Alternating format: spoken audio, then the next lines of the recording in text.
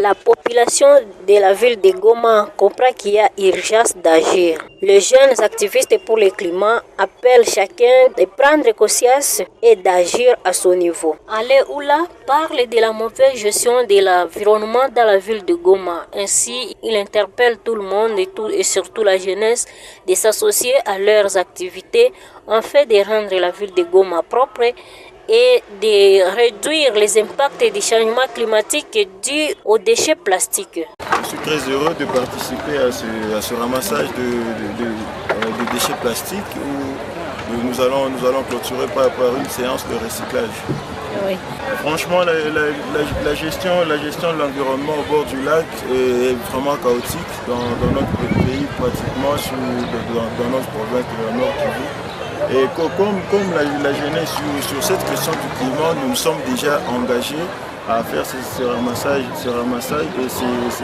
et avec cette première cohorte, c'est déjà un début et ça va nous donner un coup de pouce pour avancer.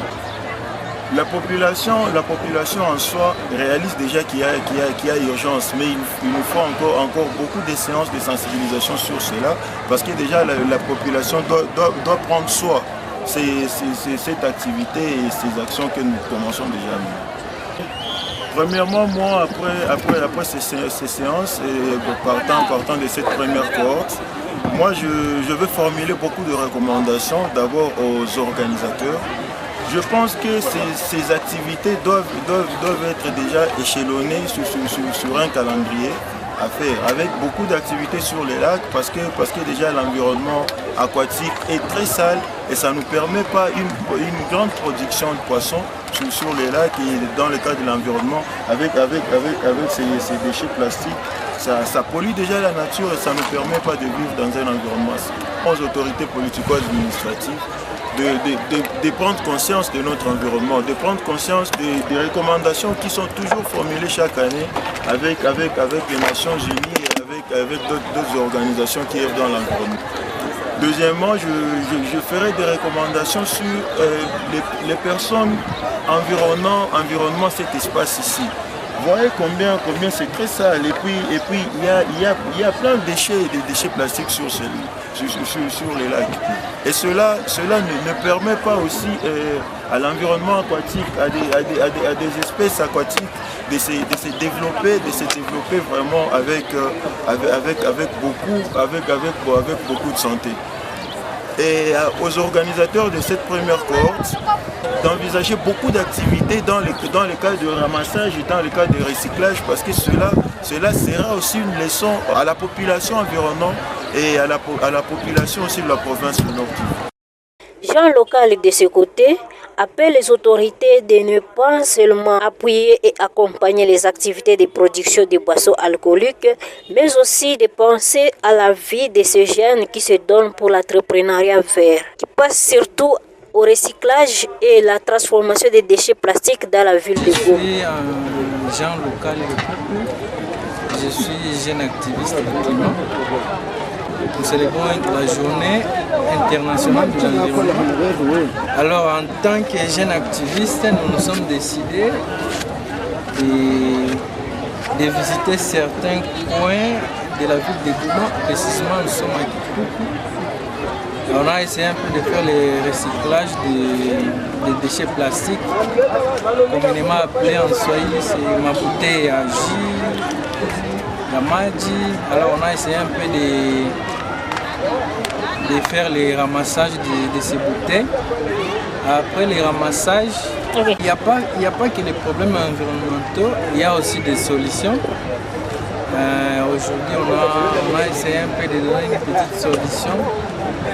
Après les ramassages des déchets plastiques, nous nous sommes décidés de produire quelque chose comme les pavés. Nous nous sommes décidés qu'on va fabriquer les pavés à travers ces déchets plastiques qu'on vient de recycler. Alors, on est en train de fabriquer les pavés et il y a aussi les pots de fleurs et ainsi de suite. Alors, en tant que jeune, je peux dire de ne pas rester sans rien faire. Il faut faire quelque chose parce qu'à travers les déchets, on peut fabriquer beaucoup de choses. Alors, ne pas rester seulement à la maison à attendre, il faut faire quelque chose qui va vous procurer, parce que lorsqu'on fabrique, par exemple, à travers les déchets plastiques, lorsqu'on fabrique des pavés, et les pavés là sont mis dans le marché, vous voyez que ça va vous procurer quelque chose, vous serez un peu indépendant, au lieu de rester à la maison sans rien faire. Alors, et nous demandons aussi à nos autorités de bien encourager les jeunes qui ont un peu des idées innovantes qui pourra générer quelque chose. Parce que lorsqu'on crée par exemple une entreprise de fabrication de déchets, et cette entreprise aura besoin de jeunes, les jeunes seront engagés, on peut contribuer aussi à la diminution des chômages du pays. Aux usines de fabrication de la boisson, qui pensent aussi aux jeunes qui ont des idées, et ces idées-là peuvent générer quelque chose pour l'avenir de la jeunesse. Oui, on a l'impression qu'il y a certains gens qui sont écartés. Alors on doit associer tout le monde pour contribuer à éradiquer les réchauffements climatiques. Madame Gisèle craint de voir comment la vie de la population de Goma est exposée à un danger par rapport à l'eau qu'ils consomment. Car la vie de plusieurs dépend non seulement des humains, mais aussi des espèces aquatiques. Il appelle les femmes vendeuses au bord du lac Kitoko de prendre conscience et soin. Aujourd'hui, certainement, c'est la journée internationale de l'environnement. Et nous, en tant que jeunes activistes pour le climat, on s'est dit que serait mieux de nous orienter vers la seule source d'eau qu'on a dans la ville de Goma et voir ce qui se passe là. Et comme vous pouvez voir autour de moi, c'est une catastrophe parce qu'il y a tellement de plastique, l'eau est tellement polluée que la population qui vit autour a tendance à ignorer que c'est un danger qui est là et qui peut, dans les jours à venir, créer un problème non seulement pour la population riveraine, mais également pour toute la population de Goma. Et nous, on s'est dit qu'en tant que jeunes activistes, faire au moins un geste pour essayer un peu d'inspirer la population, soit les personnes qui pourront voir ce qu'on est en train de faire et de faire parler dans les jours à venir. Parce que c'est un phénomène qui est en train aussi d'impacter le climat. Actuellement, dans la ville de Goma, le climat a tellement changé, c'est tellement chaud et la population ne comprend pas. Et c'est parmi les causes qui font assez que la ville de Goma puisse avoir aussi un problème de climat actuel. C'est une crainte en fait, parce que quand on voit l'eau être polluée de la sorte que l'on peut l'avoir actuellement, c'est un danger parce que la population est même exposée aux maladies d'origine ethnique. Parce qu'il y a moins d'hygiène. Et c'est aussi un danger pour les femmes qui travaillent juste ici à côté, parce que c'est juste à côté d'un marché. On sait bien que la grande partie des personnes qui vendent des articles de marché sont toujours des femmes. Elles seront toujours la première à être victime de ce qu'on a fait de voir.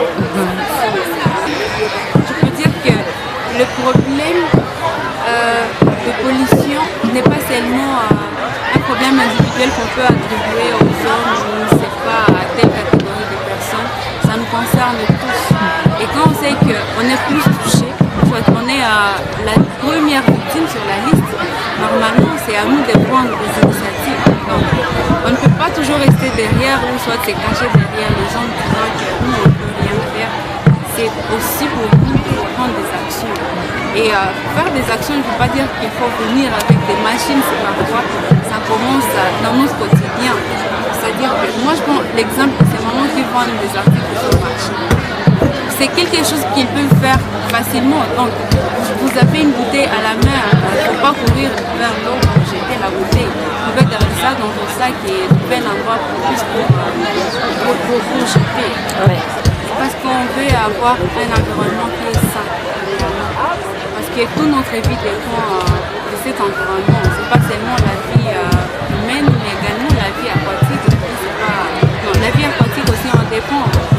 totalement. C'est-à-dire que si on assainit notre lac, c'est-à-dire que nous sauvons aussi ces animaux qui vivent dans l'eau. Et c'est pour ça que nous devons toujours prendre ça à nous, parce que les animaux qui vivent à l'eau, quelque part dépendant d'eux, ça entre dans la chaîne alimentaire. C'est-à-dire que la population de Goma consomme beaucoup plus de sambaza, des poissons qui viennent de là. Et si on ne maintient pas ces lacs propres, prochainement on mourra. Et pour ces animaux aussi, ils disparaissent. Donc, certaines espèces pourront peut-être disparaître. On ne peut pas voir ça actuellement, mais c'est quelque chose qu'on pourra peut-être expérimenter dans les jours qui vont venir. Plusieurs recommandations ont été formulées. C'est ça qu'on disait, que quand cette population vient puiser de l'eau ici, il serait prudent de savoir, avoir une idée sur la composition physico-chimique de cette eau avant qu'ils ne puissent pas consommer ça. Et cela peut faciliter et leur donner une idée de ce qui est la composition de cette eau. Que chacun peut prendre sa conscience et se dire que non, quand je vais puiser au lac, je dois me chercher des médicaments ou des produits chimiques que je dois mettre dans l'eau avant de la consommer. Mais aussi, je peux dire qu'il y a aussi une autre partie ou une autre responsabilité du gouvernement quand il s'agit de faire quoi? De restreindre les endroits où il est susceptible de puiser. Et là, quand ils vont se fixer des milieux où il faut puiser, là, le gouvernement peut avoir une meilleure façon d'assurer le contrôle de la qualité de l'eau qui est puisée dans cet endroit. Tu peux voir, par exemple, là aux plages, il y a une puisade. Ici aussi, tu vois, il y a des petits qui viennent, ils poussent.